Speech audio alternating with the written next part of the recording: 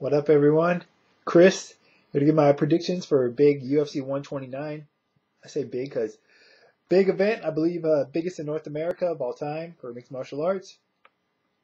Canada doing big things when it comes to the MMA world, along with George St. Pierre, of course, who's headlining the event. I'm not going to talk about the whole card, even though it was announced, I believe, yesterday. We're going to need to see all the fights because, pay-per-view, and of course, the undercard is all going to be featured on Facebook and Spike TV, which is cool because one of the fights I was most looking forward to, Ivan Menjivar against Charlie Valencia, wasn't originally slated to be shown, and I think that's going to be one of the more entertaining fights of the night. That's going to be on Facebook, so looking forward to that. So, yeah, good for UFC for hooking up these Facebook fights as of late. As long as you got the internet. No reason why you shouldn't see those fights. As far as the Spike part of the card, fight I'm really looking forward to, Rory McDonald, Nate Diaz. Rory hasn't fought since his loss to Carlos Condit last year. It's going to be interesting to see how he rebounds from that fight. It was one of the first two rounds, and Condit came back and stopped him late pretty viciously. He's a young guy. Surprised they're throwing him in there with Nate. Not doing Rory any favors, but stylistically this may be okay for him. I think it's a similar fight for Rory as it was in the Condit fight. I think Nate and Condit are similar fighters in a way, although I think Condit has more firepower on the feet than Nate, and I think Nate's a little bit better in the grappling on the ground than Carlos is. But I see a similar fight. I think the difference being is Rory McDonald is physically bigger and stronger than Nate Diaz. Sure, Nate's got a lot more experience on him, and if it's a real war and it goes late, I think Nate can pull it out much like Carlos Condit did against Rory. But I don't know, man. Rory looked really good in this fight against Condit before he, like I said, Carlos got the better of him in the second half. Nate's one of my favorite fighters in MMA. I'm going to favor Nate just based on experience. Rory's coming off his first loss. Pretty devastating fashion. In his hometown. Been off for a year. Just a lot of intangibles working against him. So I'm going to favor Nate Diaz to win this by decision. But we'll know he'd be surprised if Rory's able to pull this out. Based on what I saw from him early in the Carlos Condit fight. Next up, you got Vladimir Matyashenko, Jason Brills. Not a whole lot to say about this, in all honesty. I think this will probably be the most boring fight of the night. No disrespect to those guys, but based on their styles. And the way they match up. I'll favor Brills only because even in losses, I think he's looked better as of late than Vladimir Matyashenko has. So, younger fighter as well. I just think he's better at this part of his career. I think Vlad's on the downside. His prime fast, and I think Brills is probably in the midst of it, so I'll favor Jason Brills by decision. Former WEC lightweight champion, Ben Henderson taking on Mark Bocek. Ben coming off that awesome fight from last year, probably fight of the year last year in mixed martial arts against Anthony Pettis where he lost. I think the thing is people forget about that fight because Anthony Pettis' great kick off the cage to pull out the win. Is that going into that fifth round is pretty much an even fight, and even up to that kick, the round was still close. The fight was kind of still up in the air, so. It's not like Ben Henderson got blown away, even though he's been shown on that highlight time and time again since that fight happened. But, like I said, close fight up until that point. Bocek is coming off a fight where he absolutely dismantled and surprisingly submitted another guy that I really like, Dustin Hazlett, in no time flat. As for this matchup, neither of these guys are all that great on the feet. Ben Henderson's probably a little more versed on the feet, but I think Bocek's stand-up, his boxing in particular, has been coming along a little bit better lately, his hands. Both these guys are better on the ground. Henderson's probably a slightly better wrestler. Bocek's a better submission grappler. We've seen time and time again from Ben Henderson, that guy is hard to submit. Very hard to submit. Look at the first fight against Donald the Cowboy Cerrone. He was in all sorts of crazy predicaments, a situation where most guys would have tapped out and he didn't. However, going up against Mark Bocek is a different level of grappler than a guy like Cerrone. Cerrone's good, Bolshek is pretty damn great when it comes to the grappling. I don't necessarily think that Mark Bolshek is going to submit Ben Henderson, but I think he has the grappling chops to control the fight there if he hits the mat. I just think he's a better grappler. I don't think this is like a straight jits fight or a tournament grappling, no strikes. I think Bolshek would clearly win this fight on points. And like I said, I don't think Henderson has a huge edge, if at all, on stand-up. So based on those factors, I'm going to go with Mark Bolshek to win this fight by decision.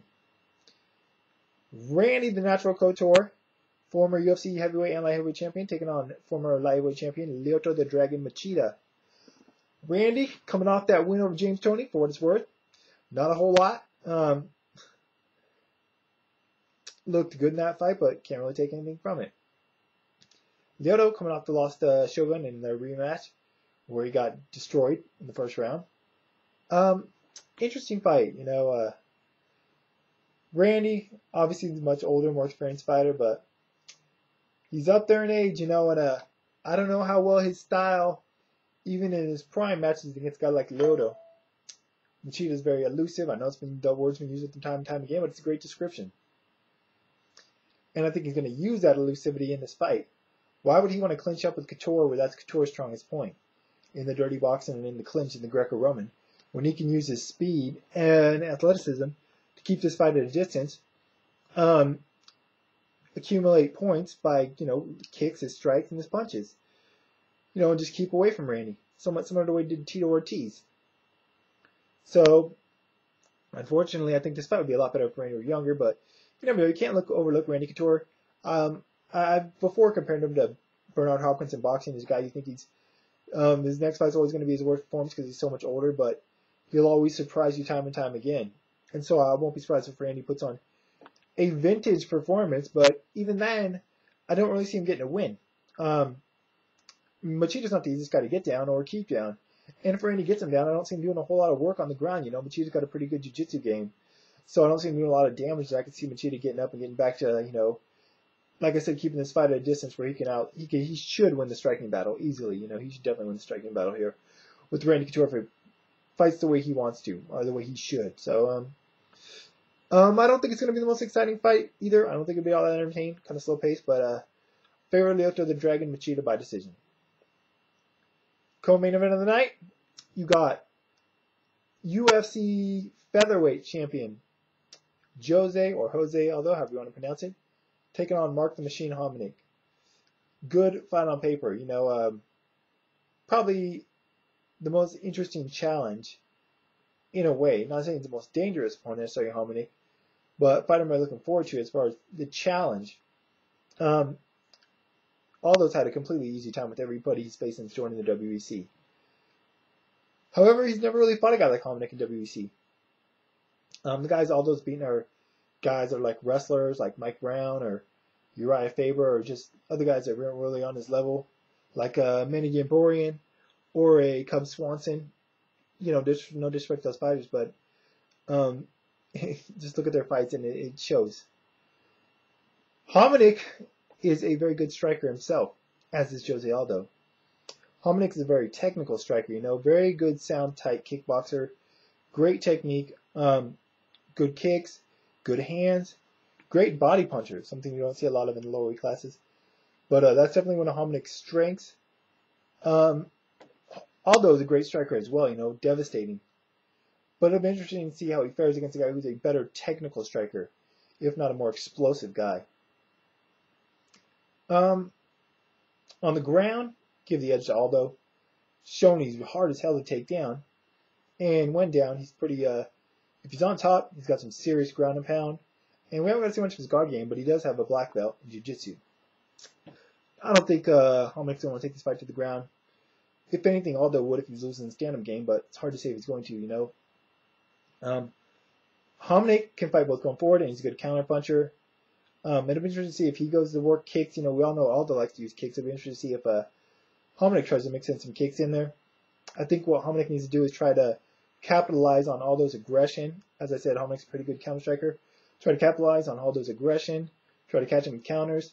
In particular to the body. Like I said, Hominick's a very good body puncher. We've never really seen Aldo hit hard and clip to the face, how he takes a punch. So we're interested to see if he gets hit there, how he responds or if he can take a good shot, you know, if Muhammad can hurt him at all. But I also think it'd be smart for Muhammad to go to his body. It's a 5-round fight. The more you go to a guy's body, the more likely you are to take a little bit of steam out of his engine, so to speak. And you know, I just think it's a weapon that he could use that could be effective and give Aldo something to think about where he could attack elsewhere. You know. That said, though, gotta favor Jose Aldo. Like I said, he's more explosive, he's more dynamic, and his strikes are a lot more devastating. So, hoping for a purely stand-up battle. I think it'd be pretty damn exciting. Probably the most exciting fight of the night.